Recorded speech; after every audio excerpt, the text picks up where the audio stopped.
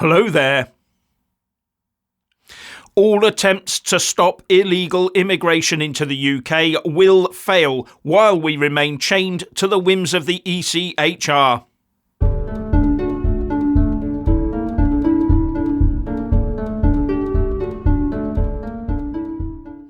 It does not matter what laws Rishi Sunak ploughs through Parliament.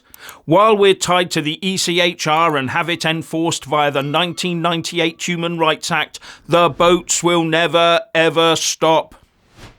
And as many point out, while the now out-of-control inward legal net migration trends towards 1 million a year, why worry about a few rubber boats?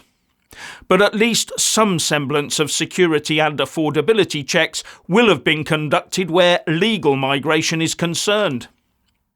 Oh, and I have a little snippet at the end that might get some conspiracy theories running.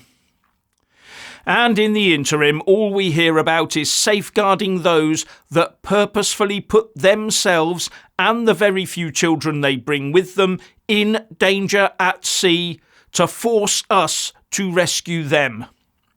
Yes, they are using our morals and ethics against us. National security is of no consequence anymore. And then our morals and ethics force us to house them in plush hotels, and anything less than that, i.e. military barracks, is greeted by howls of outrage from the very people who forced us to save their lives. No wonder the vast majority of the UK population has lost patience with our political underachievers.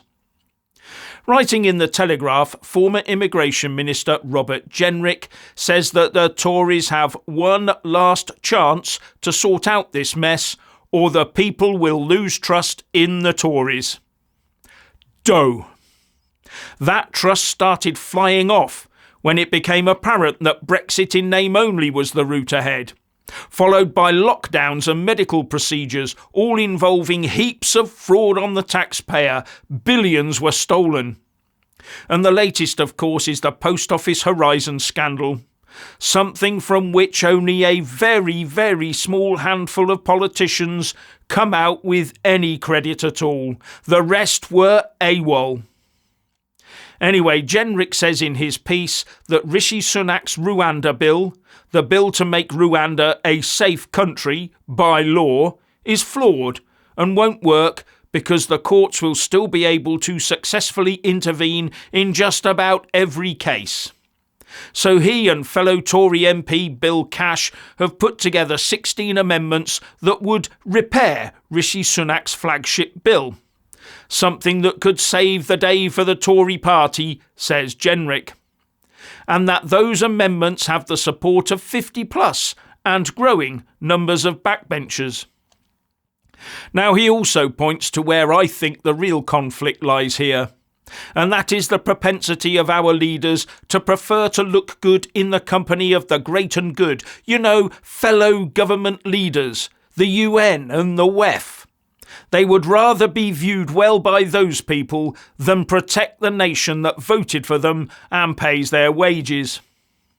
As an example, Rishi Sunak has insisted that all amendments to his bill must have a respectable international law argument. That means those amendments must comply with international law.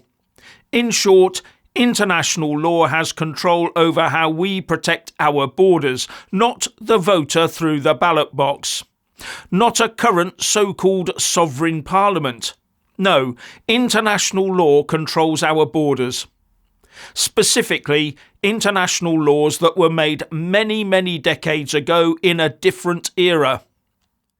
Because flouting so-called international law would make the PM and Foreign Secretary look bad with their international buddies. To hell with the voter. In fact, it's worse than that. We've allowed those international laws to become more powerful within our legal framework than they were originally intended to be. As Genri says in his piece, international laws only have the power in the UK that we allow them to have. And as an example, he points to the use of ECHR Rule 39 by ECHR judges that stops our deportation flights. It was the ECHR that gave itself these powers, and we just went along with it, with very little, if any, basis in law. And as he points out, Richard Ekins, Professor of Law and Constitutional Government at the University of Oxford, has argued that by not blindly obeying these Rule 39 orders, the UK would be vindicating the rule of law, not flouting it. Now, in his piece, Genri also says, "It will become clearer to the public with time that the UK's membership of the European Convention on Human Rights is unsustainable and the Convention unreformable." Yet another statement from him hinting that he's for leaving the Council of Europe's ECHR. And I would agree that leaving the ECHR is the only way to protect our borders by allowing Parliament to pass the strong laws required to stop this nonsense invasion and get the judges to obey. But is this just Genri starting the manoeuvres for a post-election wipeout Tory leadership bid?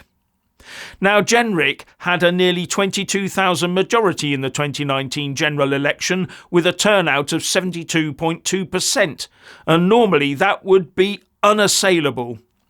But there is a new political mood abroad in the country, a mood that could well destroy that huge majority, especially if his core voters decided to stay at home in general disgust at what their Tory party had become.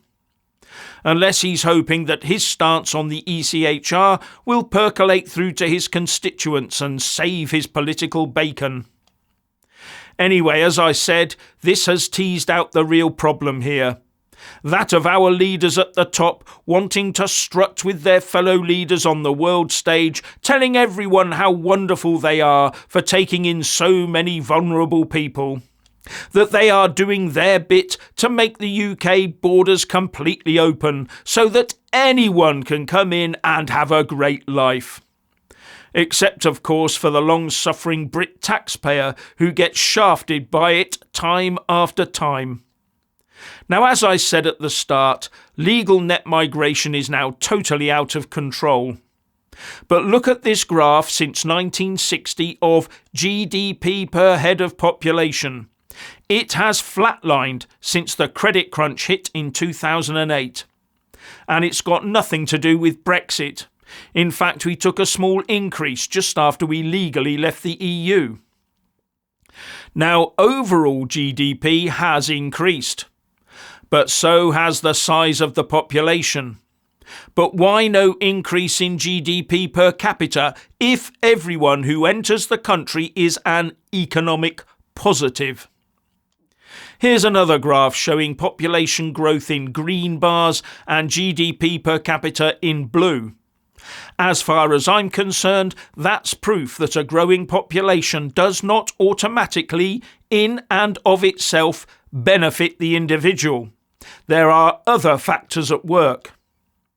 But interestingly, the sharp-eyed amongst you will have noticed that in the last couple of years, the UK population number has not rocketed as a result of huge net inward migration.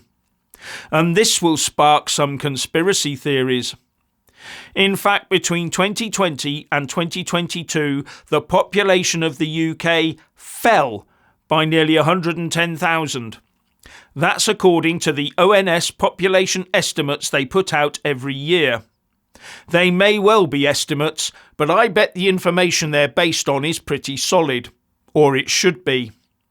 But net inward migration was running at 466,000 for the year ending 2021 and 745,000 for the year ending 2022.